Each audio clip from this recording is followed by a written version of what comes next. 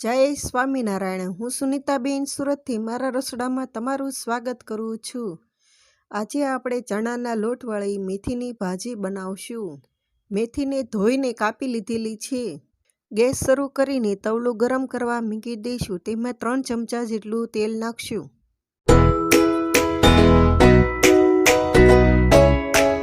અડધી ચમચી જીરું, 1 ચમચીના ચોથા ભાગની હિંગ, 1 ચમચી ખાંડેલું લસણ,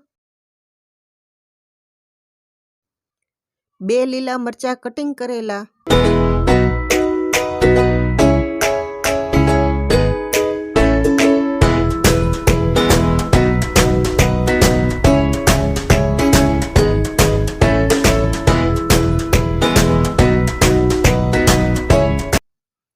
એક મોટું ટામેટું ઝીણું સમારેલું નાખીને તેને બરાબર મિક્સ કરી લઈશું। પછી તેને 1 મિનિટ ઢાંકીને ચડવા દઈશું।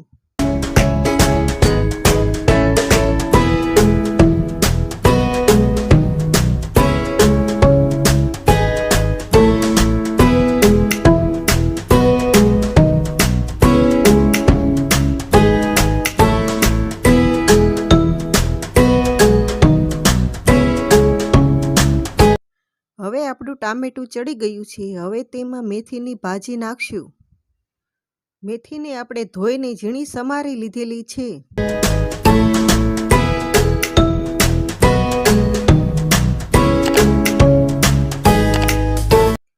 હવે તેને બરાબર મિક્સ કરી લઈશું।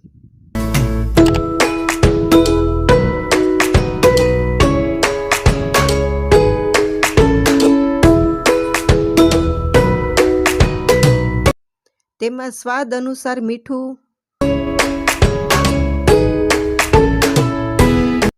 અડધી ચમચી હળદર, લાલ મરચું પાવડર 2 ચમચી,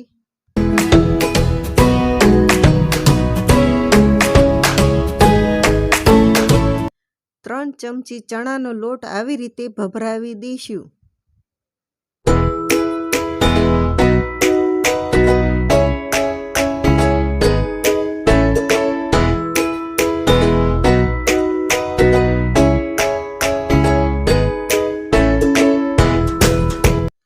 પછી તેને થાળી ઢાંકીને તેમાં પાણી નાખીને 2 મિનિટ ચડવા દઈશું।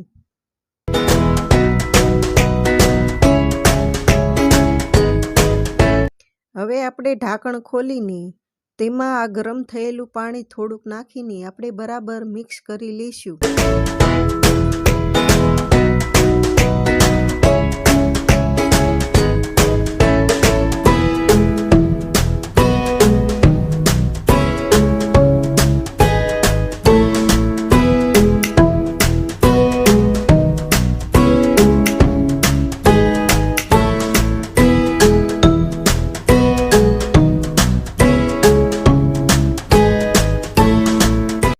પછી તેમાં 1 ચમચી ખાંડ નાખી અડધું લીંબુનો રસ નાખીને બરાબર મિક્સ કરી લઈશું।